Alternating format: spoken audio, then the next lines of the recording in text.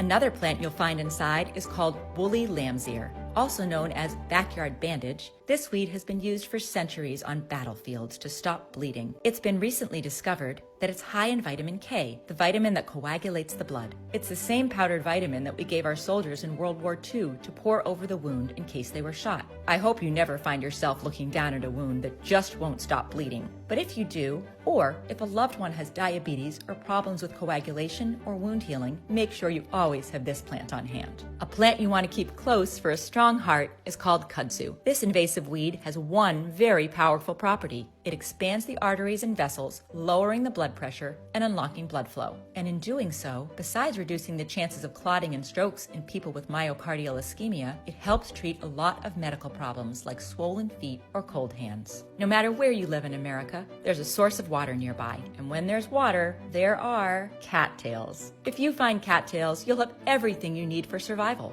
Water, food, shelter, and fuel. You probably already know cattails are edible, but few people know what is probably the most important thing about them, the jelly-like substance that grows between its leaves. It is very good for severe skin infections and one of the best cures for nail and foot fungus. On a different note, this gel is the only part of the cattail that is widely considered to be inedible. It's not poisonous, so why?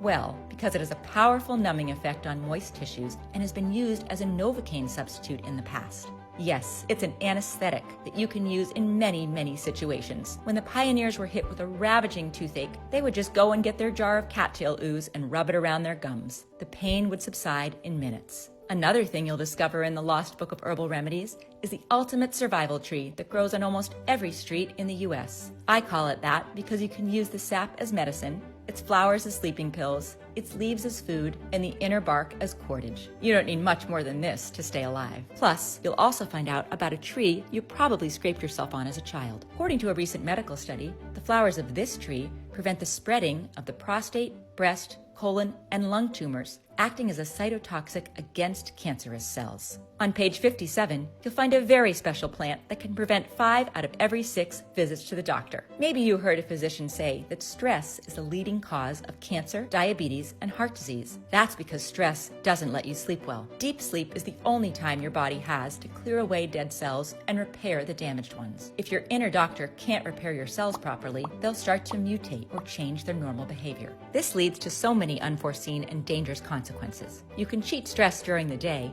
but at night, when you're all alone with your thoughts in your bed, it's very hard to escape it. But this plant helps you do exactly that. The sap of this plant is mildly narcotic. It is similar in the medical effect to the opium poppy, but it is much milder in its action and does not depress the central nervous system. It aids in treating sleep deprivation, anxiety, and nervous tension. Not only is this completely legal, but it is also a pretty common plant. I advise people to take it at bedtime as a simple infusion. Unlike sleeping pills, this plant is not addictive and doesn't have any known side effect. Usually sleeping pills induce sleep by artificially lowering your heart rate,